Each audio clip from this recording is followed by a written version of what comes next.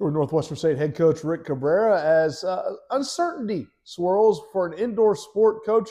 You're going to be dealing with some outdoor weather, but as you kind of wait this out, what's you just keep working until you have a final solution? Yeah, man. We just have to stay prepared. Mother Nature, she's going to do what she wants to do, but we got to stay focused on the opponent, and then whether we get the good or the bad, we'll make a decision after that. So we're still focusing on East Texas A&M, and then we'll wait to hear the news sometime today, tomorrow. With this, I mean, does it make it to where there's a little bit more self-scout at this point? While you are focused, if something happens, does that give you a chance for reflection? Yeah, no, it does. It does. Right now, with our practice yesterday and even today, we're focusing on us, getting better defensively. We're not very good defensively. And you can't win games like that. Like I always believe that, when people say, offense wins games, defense wins championships, I don't believe in that. Defense wins games too and championships. So let's just leave it at that. Now, it's good to have good offense. Trust me, you got to score the orange ball, into the orange rim. But, defensively, we have been very inconsistent, so we got to fix that.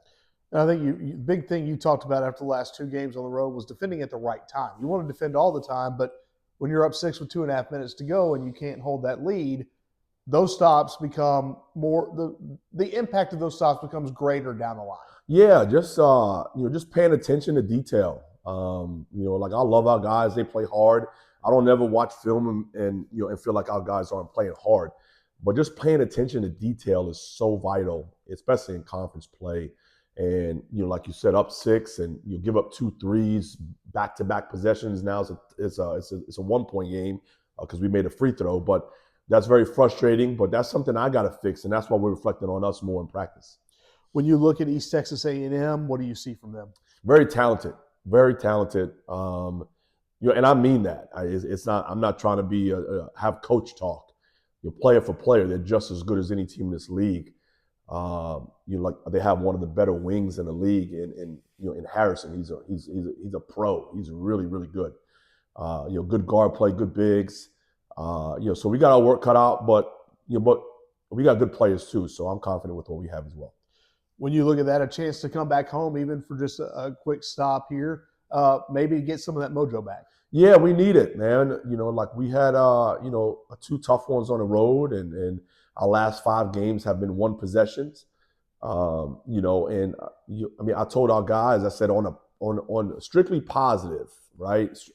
We're 3 possessions away from being 7-3, and that's how important it is on the defensive end to really stay wired in and stop it. The games aren't going to be perfect. There are going to be mistakes on both teams defensively, but if you eliminate 2 to 3 plays, off of defensive mistakes, we have those wins.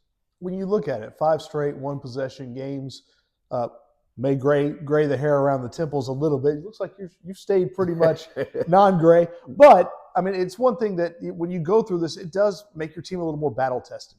Yeah. Like we've been through a lot this year, and it's not a woe is me been through a lot. We played a tough schedule to prepare us for these moments. We just got to finish it. I got to coach better in the late game. We got to play better in the late game. It goes hand in hand for both of us because we all have the same name on our polos and jerseys. So we all got to do better. Our coaches got to do better. Players got to do better. On late game stops, the last 2 minutes. We tell them before conference play, we said most of these games are going to come down to the last 2 minutes. The teams are that good in this league, and you got to make the plays in the last 2 minutes on both ends of the floor. Looking ahead to Monday, again, Mother Nature may throw a curveball at you there. We'll see what happens when you go to SFA. First time playing a team for a second time in this conference this year on this schedule. What do you take, even if it's been roughly about a month since you saw the Lumberjacks? Yeah, they've been handling business. They're very a balanced team on both ends of the floor. But one thing that probably doesn't get looked at the most with them is that they really defend. Their defensive numbers are really, really good. We played them here. We had our moments to keep it a possession game, but they made some big time plays and big time shots, and we just kind of just went down. We didn't capitalize off it. I think it was a 3-point game, in the early part of the second half. But their coaches do a great job. Their players are really good, but it's good to get them a second time around and try to redeem ourselves. I think we can go in there and win any game we play. I tell them that we can go into any game in this conference and win, if we're locked in defensively. Chance to flip the script last year. Last year you go into Nacogdoches and win. They gave you one back here, and now it's a chance to do the same thing to them. No, absolutely. We I told our guys, I said, I mean, just the I wouldn't say scariness, the eeriness of 2 weekends. The weekend before last, we were on the biggest high, probably 2 of the best wins you ever have in your career as a coach and a player in a short period of time, and then have 2 of the toughest losses that you would have on similar plays, back-to-back games. So we're looking to redeem ourselves, and when a team beats you the first time, you want to come out a little bit more grittier and try to get that win back.